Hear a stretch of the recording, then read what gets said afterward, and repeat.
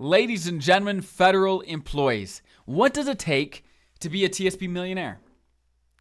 I speak to TSP millionaires every single day. And there are three things that I find they all have in common. Three things that they do that gets them the results that they get.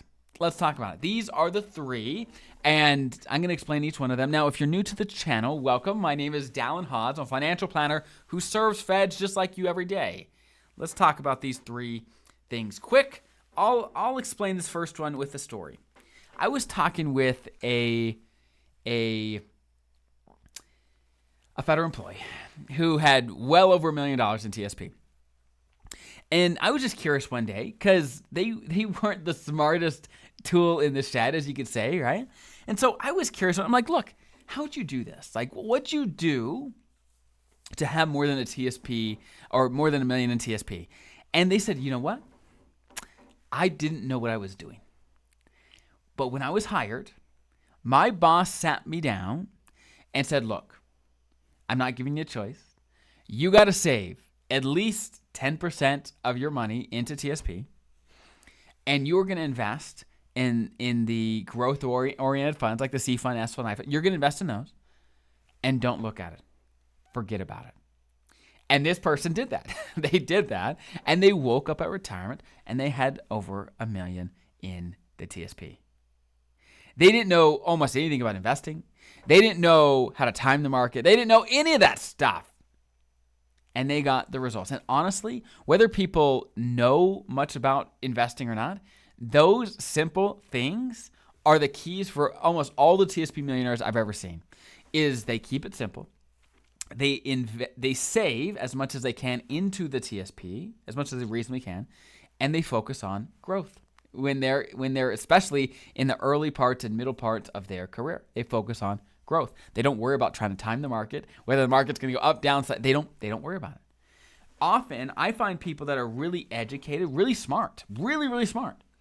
They think they're smart enough to time the market, to be in, out, to do this, do that, and they get worse results over time.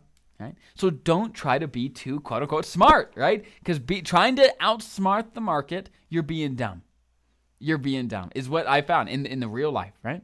So let's talk about these other things. Number one, don't try to outsmart the market. Just save as much as you can and go. And that's when we say money in, that's what we're talking about.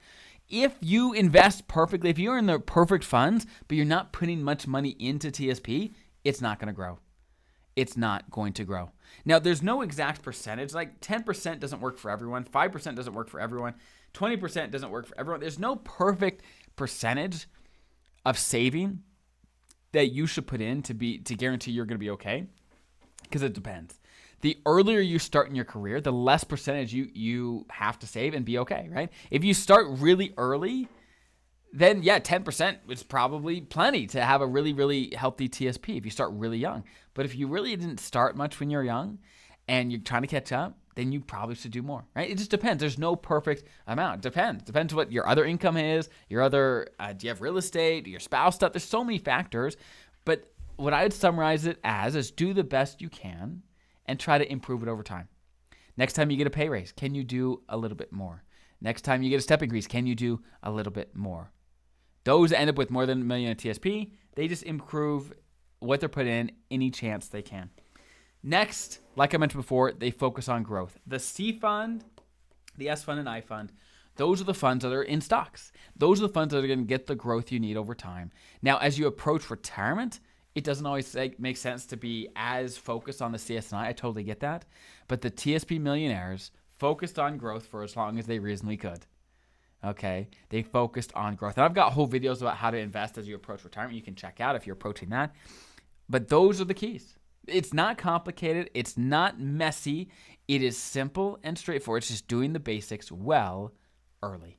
And the earlier you start, the easier all of this is. So, number one, if you're early in your career, please start now. If you're middle of your career, please start now. If you're late in your career, please start now. Now is the answer.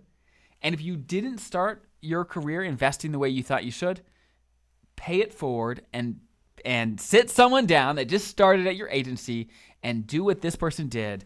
Again, to my client 30 years ago, sit there and say, look, keep it simple, invest as much as you can, focus on growth, and they, in 20, 30 years, will be a TSP millionaire as well. So I hope that is helpful. I'll see you guys in the next video.